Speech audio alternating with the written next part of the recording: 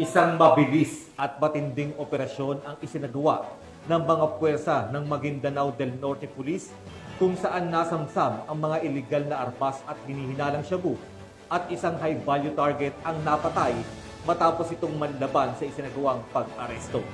Nagpahayag naman ang PNP na paninindigan na ipagpapatuloy ang mga operasyon laban sa illegal na droga upang maprotektahan ang publiko at mapanatili ang kaayusan at kapayapaan sa lalawigan.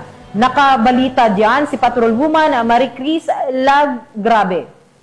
Ang mga illegal na armas at shabu sa isinagawang search warrant ng mga tauhan ng Dato Udin Sinsuat Municipal Police Station na nauwi sa isang madugong engkwentro na nagresulta sa pagkakasawi ng isang high-value target sa Sitio Luma, Barangay Semba, Dato Udin Sinsuat, Maguindanao del Norte, pasado alas 4 ng madaling araw nito lamang Miyerkules, ika-15 ng Oktubre taong kasalukuyan. Kinilala ni Police Lieutenant Colonel Ismail Madin, Chief of Police ng Dato Udin Sinsuat MPS ang nasawing suspect na si alias Trega, habang arestado ang anak nito na si alias Baribari at naitalang sugatan ang dalawang kasapi ng Philippine Marines.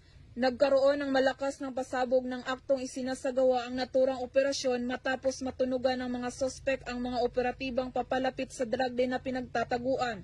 Dito nagsimula ang palitan ng putok ng baril na nagresulta ng pagkakasawi ng suspect at pagtamo ng sugat ng ilan sa mga operatiba.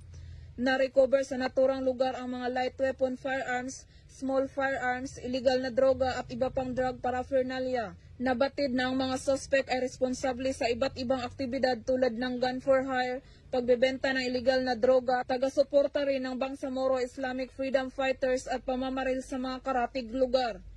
Muling pinagtitibay ng Police Regional Office ng Bangsamoro Autonomous Region sa pamumuno ni Police Brigadier General Jason C. D. Guzman, Regional Director, ang kanilang dedikasyon sa mas pinaigting na kampanya laban sa mga illegal na aktibidad at nanawagan sa publiko na manatiling mapagmatyag at makipagtulungan sa mga otoridad upang mapanatiling ligtas ang komunidad ng Bangsamoro.